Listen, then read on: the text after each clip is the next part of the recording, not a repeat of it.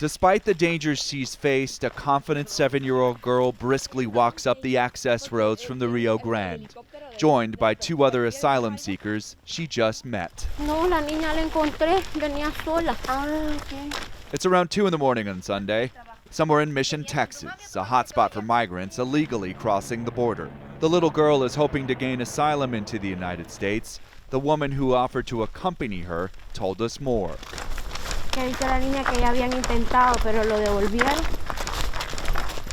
Y solo desde ahorita solo tiró a la niña sola para que la niña ella sola se entregara. The girl's father made the difficult decision and stayed behind in Mexico. The Biden administration is not expelling children who arrive without their parents. Migrants and advocates say federal authorities are sending families with children older than 6 back over the border under pandemic-related powers enacted under the Trump administration. Jennifer Harbury, a human rights activist and attorney in the Rio Grande Valley, says those migrants are being put in grave danger. Basically, this area is so hard hit by the drug war.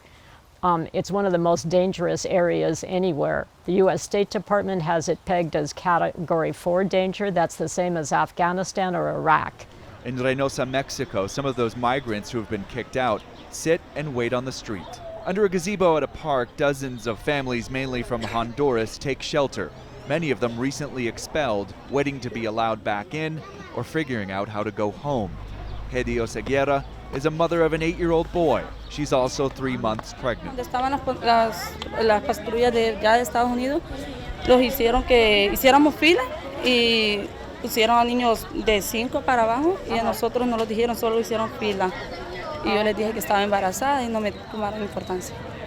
Blanca Flor Lopez says her family fled criminal extortion and violence. Pues nosotros salimos de nuestro país porque hace aproximadamente unos 5 años nos quemaron la casa, estábamos todos adentro. Acá tengo la evidencia.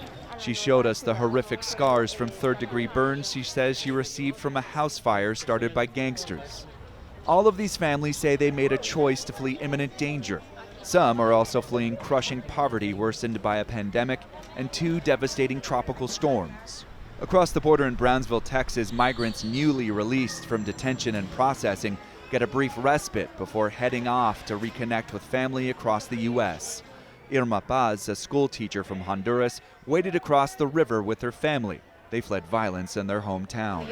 Gracias, Señor, porque si aplicamos por mis hijos, porque 5 y 3. The migrants traveling from Central America often turn themselves in and want to be found because they are seeking asylum. Some count themselves lucky to be allowed inside the United States, and so may this little girl. She's hoping to reconnect with her family in South Carolina. She says her father was returning to Honduras. For this young one, there is a light at the end of the tunnel. The same may not hold true for the man and woman walking alongside her. John Moan, Associated Press, Mission, Texas.